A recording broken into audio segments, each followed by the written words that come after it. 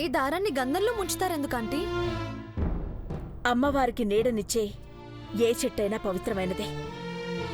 లోకరక్షకురాలైన జగన్మాతకి సేవ చేస్తున్న ఈ చెట్టుకి గంధం దారం చుట్టే పూజ మొదలు పెట్టాలమ్మా.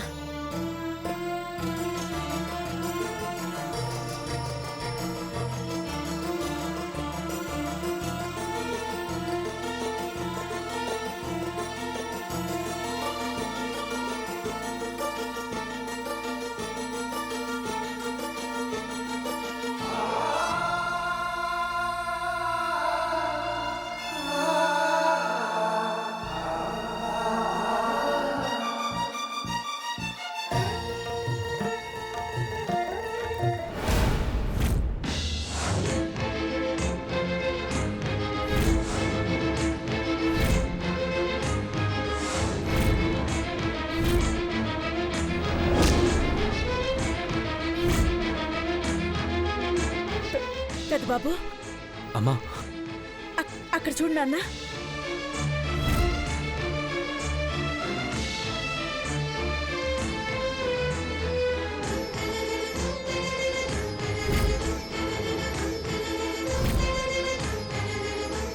ఏమండి, నాకొచ్చిన కలలో అచ్చం అచ్చం అలాగే నూనె పోసిన ప్రమిది ఉంది.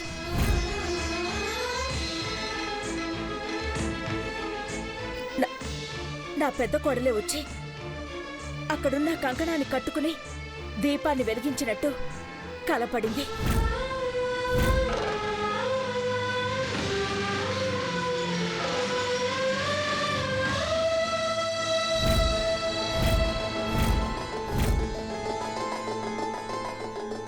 అక్క, అనుకున్నట్టే అమ్మవారి గుడికొచ్చాం. అన్నట్టుగానే పెద్ద కోడలొస్తే అంతకన్నా సంతోషం ఏముంటుంది?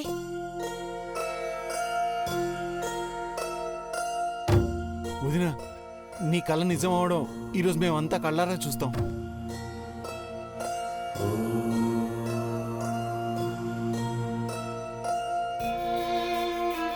మామ్, వదిన వచ్చి ఆ దీపం వెలిగిస్తుందని మేము ఫిక్స్ అయిపోయాం.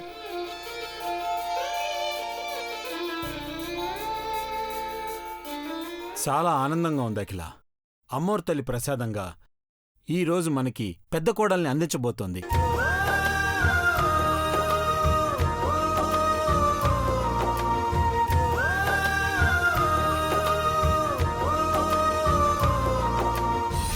అఖిలక్క గంధం దారాన్ని చుడుతోంది కదా ఐశ్వర్య, మళ్ళీ నువ్వెందుకు చుడుతున్నావు?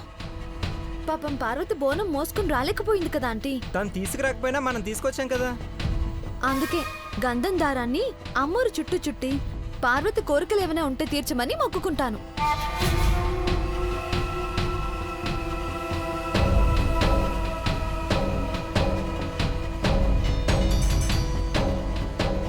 చూసావా అక్క, ఇక్కడ మనం అందరం పెద్ద కోడలి గురించి ఆలోచిస్తుంటే నీ చిన్న కోడలు పని మనిషి పార్వతి గురించి ఆలోచిస్తుంది.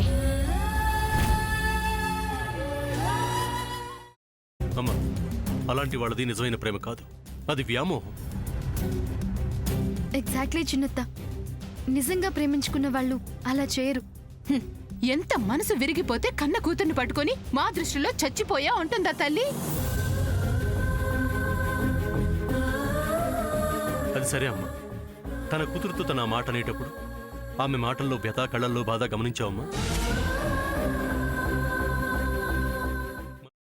పెద్దబాబుకు బర్త్డే విషెస్ చెప్పు కూడా వెళ్ళాం కదా. ఊరికే ఎలా కాలిపోతుంది? మంట పెడితేనో పడితేనో తగలబడుతుంది.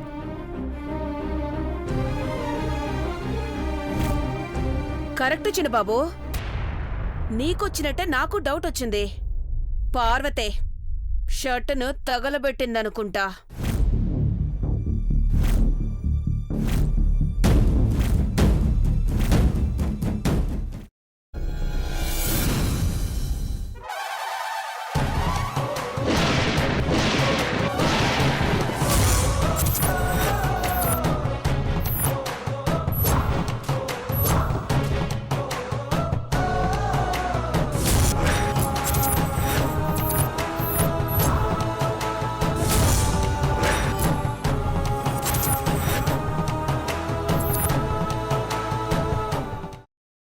తర్వాత పొట్టు తీసేసి చాప్ చేసి పక్కన పెట్టుకోవాలి.